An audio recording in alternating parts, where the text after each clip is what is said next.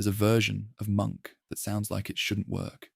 A detective with severe OCD, a paralyzing fear of germs, and a list of phobias so long they roll it in the opening credits, solving murders for the San Francisco Police Department.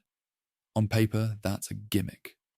In practice, it's one of the best character studies ever put on television, wrapped inside one of the most satisfying mystery formats ever made. Monk ran for 8 seasons on USA Network from 2002 to 2009, and it deserves way more credit than it gets. What is Monk? Adrian Monk is a former San Francisco homicide detective who had a breakdown after his wife Trudy was killed in a car bombing. The grief, combined with his already intense OCD, left him unable to function and unable to stop trying to solve her murder. He works as a consultant for the SFPD, technically brilliant, practically helpless, and accompanied at all times by a personal assistant who hands him wipes, talks him down, and keeps him pointed at the case. Every episode follows the same basic structure. A crime is committed, usually shown to the viewer up front, and Monk has to figure out how it was done and who did it. It's a classic whodunit format. But what makes Monk different is that you often already know who did it. The mystery isn't always who. It's how Monk is going to prove it. That shift in formula keeps things fresh in a way that most procedurals never manage. The character is the show. Tony Shalhoub won 3 Emmy Awards playing Adrian Monk, and every single one of them was earned. What he does with this character is remarkable. Monk is frustrating, exhausting, and deeply limited as a person, but he's never mean-spirited and never a joke. His OCD isn't played purely for laughs. It's portrayed as a real condition that genuinely controls his life. The comedy comes from the situations it creates, not from mocking the character himself.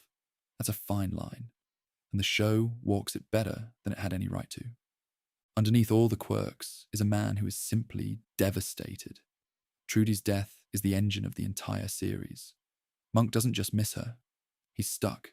His world stopped the day she died, and everything he does, every case he takes, is in some way connected to his inability to move on.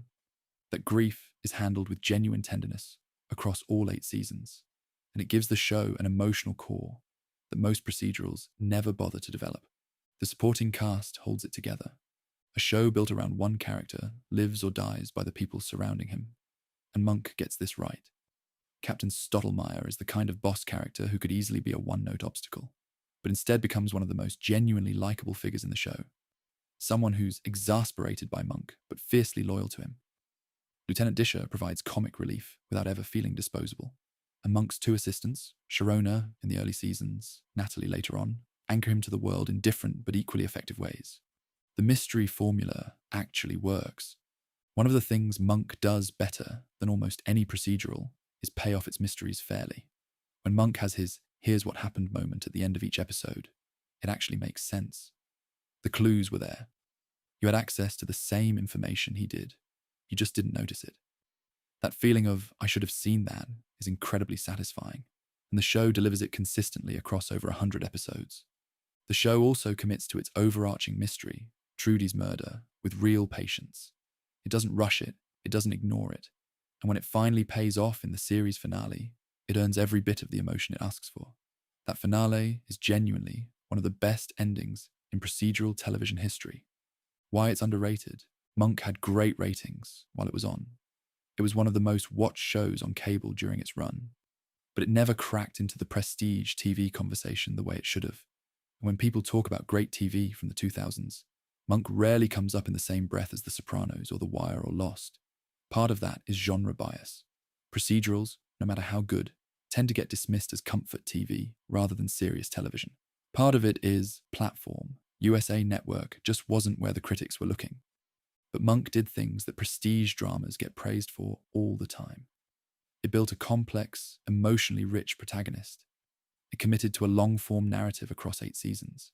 It handled mental illness with more nuance and care than most shows manage today.